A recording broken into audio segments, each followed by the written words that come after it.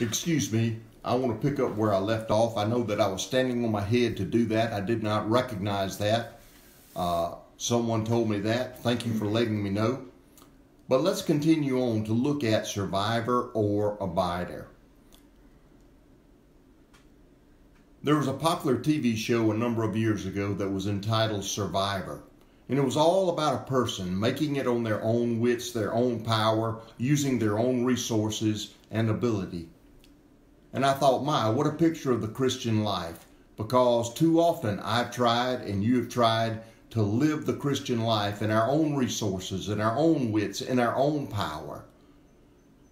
But we found out that it doesn't work. And we're learning that from day to day. God doesn't desire for us to have survivor mentality. But you see, that's exactly what it is. We work ourselves. But there's power in abider mentality. It's not survive, but it is abide. And the Christian mission is to survive, and that's what we're looking, is not to survive, but to abide. And that's what we're looking at in these studies. Now, we're involved in something today because of the internet and so many electronic tools that we have available to us. We're involved in an identity crisis. Just a couple of months ago, my youngest son, he had his identity stolen. You see, someone broke into his phone and they got a SIM card. And from there, they stole his identity. His name, his credit cards, all of his accounts, all of that was put in someone else's name. And he had an identity crisis. And for several months now, and it's not totally complete, but they are having to put it all back together and correct his identity. You see, our ability to abide hinges upon correct identification. That's why Jesus starts this chapter the way that he does. He says, I am the true vine. Now, what a strange statement. He's saying, I am the true vine. Now, remember what we just talked about with Israel being the vine, how important it was to them and a national symbol. But the problem is that they had become self-sufficient. The problem is they had left God behind. The problem is that they went by their own power, by their own theology. And Jesus has confronted that during his entire ministry. And now, in some of the last chapters, when he has a discourse with his prophets, with his disciples, he is telling them, listen, your power is from abiding in what? The true vine, not a false vine. To abide anywhere other than in Jesus is a false vine.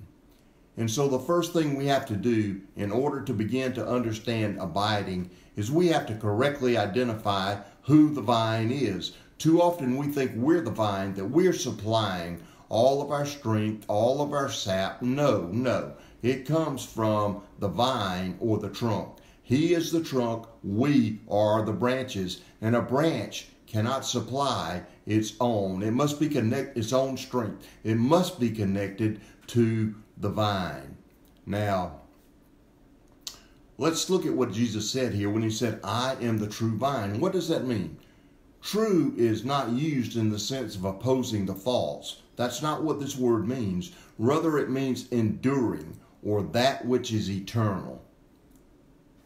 You see, the truth of the matter is, if the vine, the trunk, is not eternal, then the branch is in trouble because it cannot live by itself. And too often we unhook, we disconnect ourselves from the vine. This word true, it's where we get the name Althea. It comes from that exact Greek word that Jesus uses here. And it is a name that means truth. But Jesus said, I am the true vine. Now, while the vine was a well-known symbol of Israel, the strange thing is, if you go back and look at its use over and over again in the Old Testament, guess what? It states that Israel is the vine, but then it also shows that Israel has moved to a state of degeneracy as the vine. And I want you to look at that with me. They are in a condition of degeneracy, and they still are. Listen to what is said in Isaiah, if you will. Isaiah chapter 5. And listen to what is said about the vine. In Isaiah chapter 5, verses 1 and 2. It says, "Let me sing now for my well-beloved a song of my beloved, concerning his vineyard, a well-beloved and a vineyard on a fertile hill.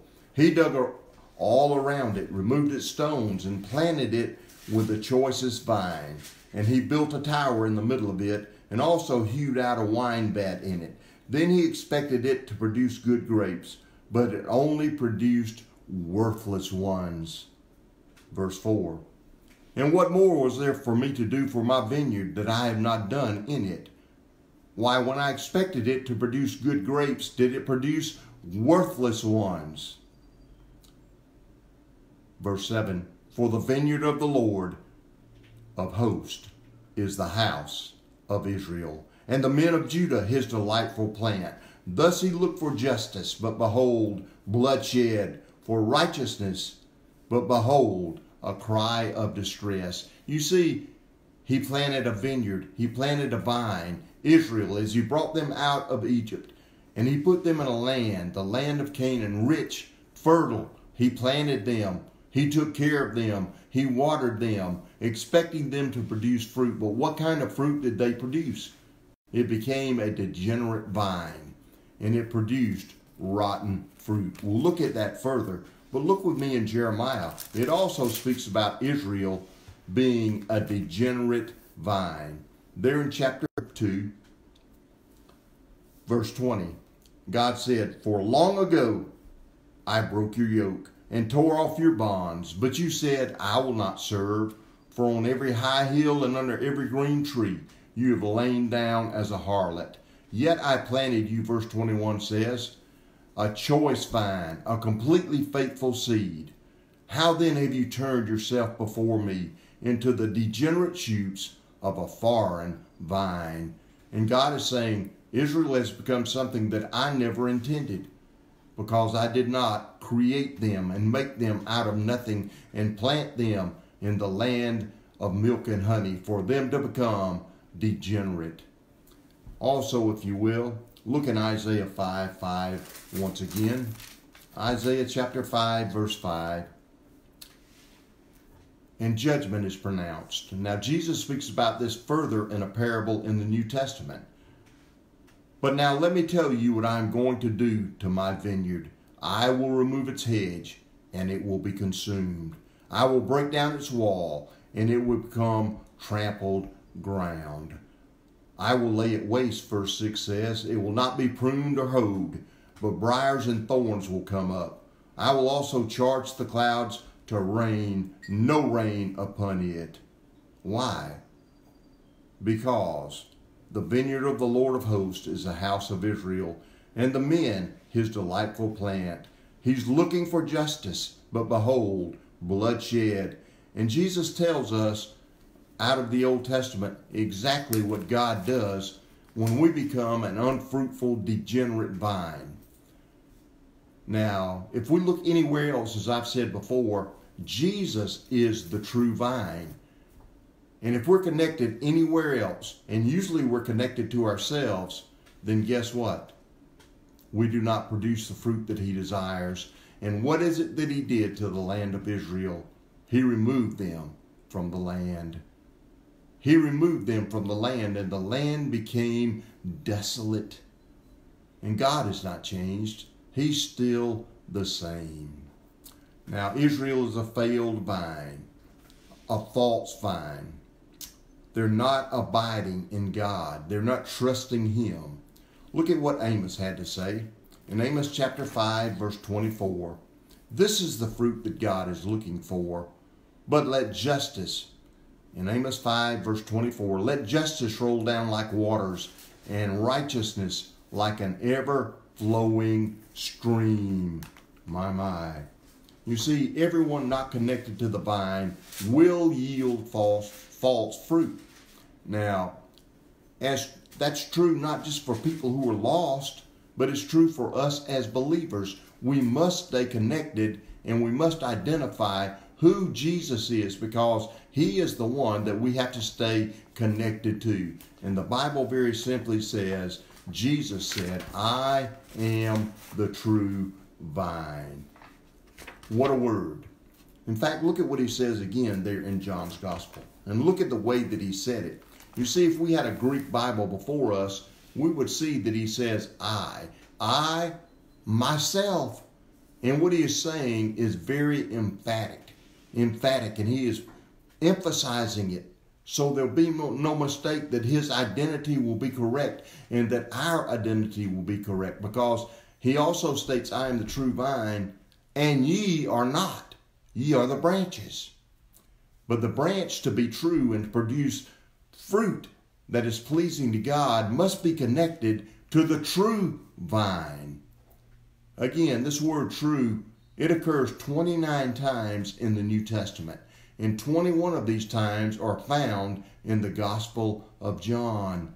And the word means perfect, perfect. Now, how is a vine perfect? Well, Jesus tells us about a parable in the New Testament of a vine that was planted. And the vineyard owner came back and it gave no fruit. It gave no fruit. He came seeking fruit, but it gave no fruit. Remember Jesus and the fig tree? It gave no fruit, gave no fruit. And the fig tree is that which represents Israel as well. And Jesus cursed it. Why? Because it did not produce fruit. It could not, because it's hooked to the wrong vine. It is connected, Israel is, to the wrong vine. But the parable of the vineyard, the guy working the vineyard, he said, leave it alone. Let me fertilize it one more time. God's always giving chances. But you see, we have to pay attention and be connected to the true vine. It means perfect. Perfect in producing. That's what Jesus says in verse 5 in John 15. I am the vine and you are the branches. Get the identity right. He who abides in me and I in him, he does what? He produces much fruit. He says he bears much fruit, for apart from me, when the branch is separated from the trunk, you may feel like you're producing fruit. I may feel like I'm producing fruit, but Jesus said, you can do nothing. You cannot produce fruit.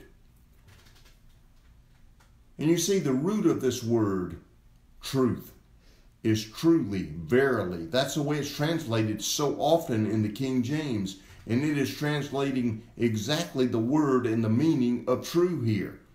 It is perfect in producing, but it is perfect in enduring. Perfect in enduring and continuing. Now, the old Puritans, they used a word to describe a man who had been tested, tried, true, found able, found worthy. And they got it from this word very. They got it from this word true. Verily, verily. And it's with this understanding that the formers of the Nicene Creed, in speaking of declaring who Jesus is, said this: Jesus is very God of very God, and very man of very man. Absolute God, absolute man. Perfect God, perfect man, because he is the God-man. And the Puritans would say the same thing. They would describe a person saying he is the very man if he was found true, if he was found honest, if he was found trustworthy. Now, Jesus is the true vine, and the true vine will produce fruit, and it will produce excellent fruit, and it will produce enduring fruit. Verse 16 tells us that in John 15. It says, you did not choose me, but I chose you and appointed you that you would go and bear fruit and that your fruit would remain. And so when we're connected to the vine, the true vine, we will produce fruit, and it will be enduring fruit. Sometimes we wonder, Lord, does it make any difference what I'm doing? This witness that I've given, this teaching that I've given, this preaching that I'm doing, does it make any difference the way that I live? But Jesus assures us that fruit will endure, and we'll be rewarded for that fruit in heaven. Not that it's of us, it is of Jesus, but he rewards us when we stay connected to the vine, and others are impacted in a mighty and a great way. And so, we need to make sure that we have the correct identity. Now, the true vine is going to produce excellent fruit, and it's going to produce enduring fruit. Listen to what Jesus said in Ephesians chapter 5:27. Jesus said he's going to present to himself the church in all of her glory, having not spot or blemish or any such thing, but that she should be holy and blameless. That's the kind of fruit Jesus produces. And I pray for you and I pray for myself that that's true in our lives. That the fruit that we're producing is not of us. It's not of us. It's of him. And he assures us, listen, if you will abide in me, if the branch will stay connected to the vine, then you will produce fruit. And it will be enduring. Do we see it now? Very seldom do we see enduring fruit, but that doesn't mean that we see it all. When we're connected to the vine, Jesus will produce fruit and enduring fruit. So let's make sure that we identify correctly who Jesus is. He is the true vine. Do you know what?